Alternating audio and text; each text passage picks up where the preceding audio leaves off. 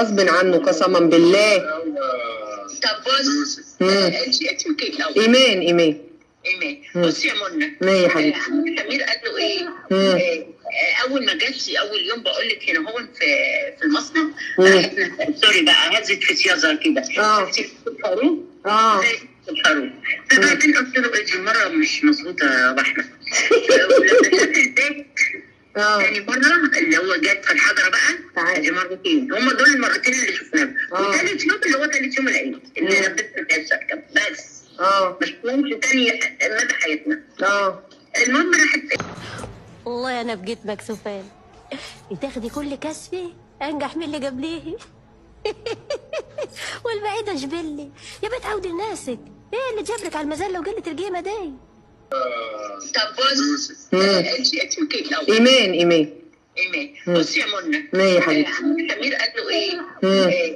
اول ما جت اول يوم بقول لك هنا هو في المصنع، سوري بقى، هزت في سيازر كده الخروف زي الخروف.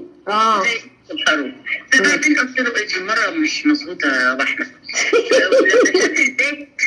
تاني مرة اللي هو جت في الحجرة بقى، ادي مرتين، هم دول المرتين اللي شفناهم. وثالث يوم اللي هو ثالث يوم العيد اللي لبسنا فيها الشبكة بس. مش مهمش تاني مدى حياتنا. المهم راح سمير قال له بقول لك ايه يا احمد، شكل المرة دي هترمي لك البنت في سكتك. وهي كانت جايه عندكم المصنع اصلا تعمل ايه؟ جايه تشوف الشقة.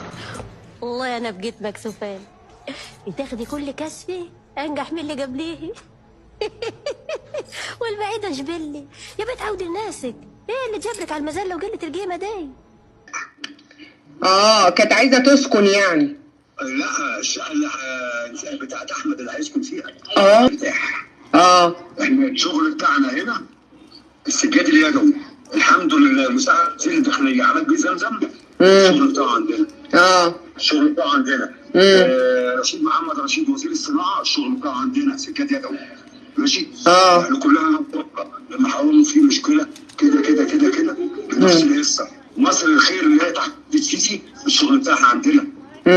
والله ما بنقول لك، والله ما بنقول كده. ايوه صادقين والله. كله تفسير وكله يعني بعت لك مستندات بنفس الكلام. ليه يا عم انا مصدقاه؟ بتعامل مع ناس، احمد بيتعامل مع ناس بشواهد كانت بتيجي هنا المصنع عندي. لو جيت عندنا جاي عندهم مش يعني حد. حبيبتي هجيلك والله. اقسم بالله ناس بشواهد بتتعامل هنا معايا. حاضر يا شخصيات، هزعمل الاول. اتعلم من الناس دي. شفت فتره الشبك دي؟ بشواهد. في محمد بيه عشرة دون، الحمد لله من لغايه سويسرا بيودي شغل. ما شاء الله. كل بتوع الشبك بتوع كله شغل بيصبوا عندي. يا احمد ده انت تعيش باشا. مش مرمي عند واحده زي دي بتلم دعم. شحاته. مأجره لسانها، بتأجر لسانها. وحتى واحد بتشحت عليه اللي قاعد بيلف سجارتين.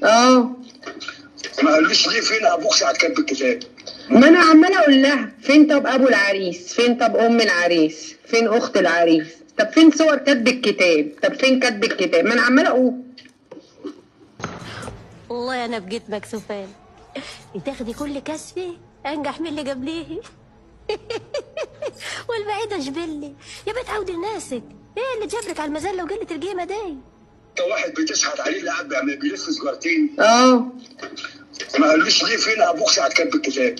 ما انا عماله اقول لها فين طب ابو العريس، فين طب ام العريس، فين اخت العريس، طب فين صور كتب الكتاب، طب فين كتب الكتاب، ما انا عماله اقول.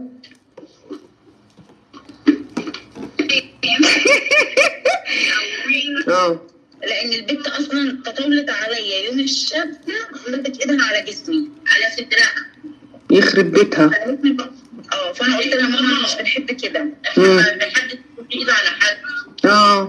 قلت لها حبيبتي الصدر ده عيب.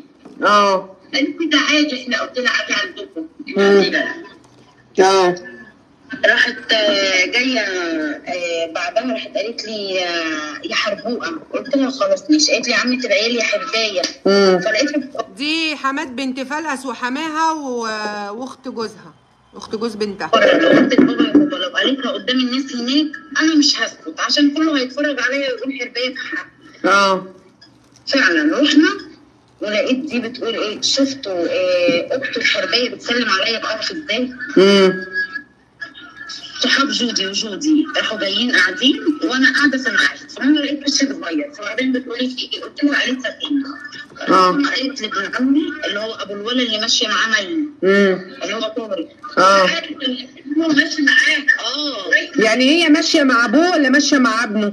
مع طارق؟ ماشيه مع ابنه محمد طارق. محمد طارق ده يقرب لهم ايه؟ لا يقرب لنا احنا. يقرب لكم انتوا؟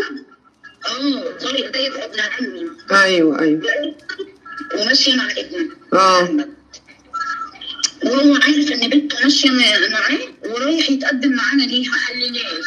وانا بقول له ايه؟ النبي اديني. ما هو تلاقيه وداكوا على اساس ان هي يبعدها عن ابنه. برافو عليكي. ايوه ما هي كده، يعني لو مصيبه عايز يبعدها عن ابنه تقولي عليها من يا شخصيات. وداكوا انتوا.